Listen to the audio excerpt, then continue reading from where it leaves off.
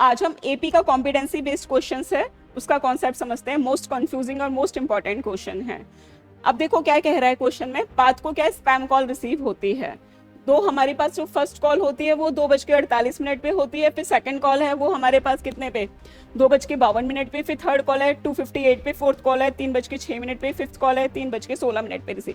तो ये हमारे पास सिक्वेंस चल रहा है। तो क्या कह रहा है 13th कॉल उसको कितने टाइमिंग पे रिसीव होगी ये बताओ। तो ज्यादातर स्टूडेंट क्या करेंगे, 13th है उसका क्या कर देंगे, सब निकाल देंगे या एंड टर्म निकाल देंगे, तो वो रॉन्ग हो जाएगा। पहले कॉन्सेप्ट समझो, ये हमारे पास एपी की सीरीज नहीं है, पर सेम सिक्वेंस में हमें कॉल कर रहा है, ये हमें पता है।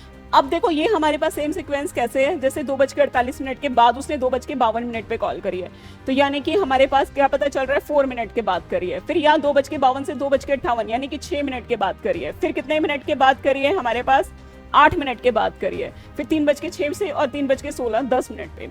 यानी कि ये जो पैटर्न चल रहा है ये एपी का पैटर्न है। जो हमारे पास जितने जो ड्यूरेशन के बाद वो कॉल कर रहा है वो एपी का पैटर्न है। ये एपी की टाइमिंग है जो गिवन है, कितने टाइम पे कॉल रिसीव हो रही है, वो एपी का पैटर्न नहीं है। पहले तो ये ध्यान रखना। अब क्या है कि मुझे क्या 13th कॉल के लिए क्या करना होगा, 12 टर्म का सम निकालना होगा। ऐसा क्यों करना होगा उसका रीजन समझो, मोस्ट कंफ्यूजिंग यही पार्ट है। अब देखो 2:48 से 2:58 पे उसने 10 मिनट के ड्यूरेशन में उसकी थर्ड कॉल रिसीव हुई है। कैसे पता चला, अगर हम इन दो का हमारा टर्म का सम कर देंगे तभी 10 मिनट आ गया, तो 10 मिनट के बाद उसको तो कॉल रिसीव हो रही है। फोर्थ कॉल के लिए हम क्या करेंगे, फोर्थ कॉल अभी 2:48 से 3:06 पे हमें कॉल रिसीव हो रही है। कितना टाइमिंग के बैक के टाइमिंग के गैप के बाद हमारे पास है फोर्थ कॉल रिसीव हुई है। अब हमारे पास हम क्या करेंगे, 8 6 14 और 4 18 यानी 18 मिनट के बाद, तो 2:48 प्लस 18 करा तो 4।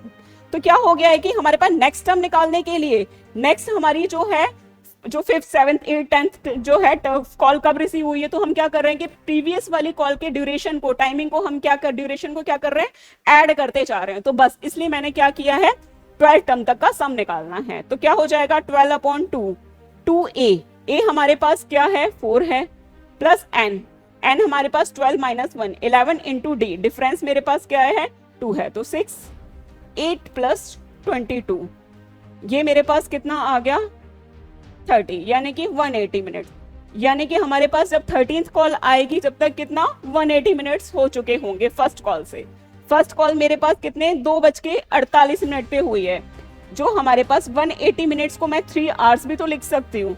जो मेरे पास है अब 13th कॉल के लिए मेरे को क्या करना पड़ेगा 2:48 से पहले प्लस 3 आवर्स ऐड करना पड़ेगा। तो कितना आ जाएगा मेरे पास 5:48। तो ये मेरा क्या हो जाएगा आंसर हो जाएगा।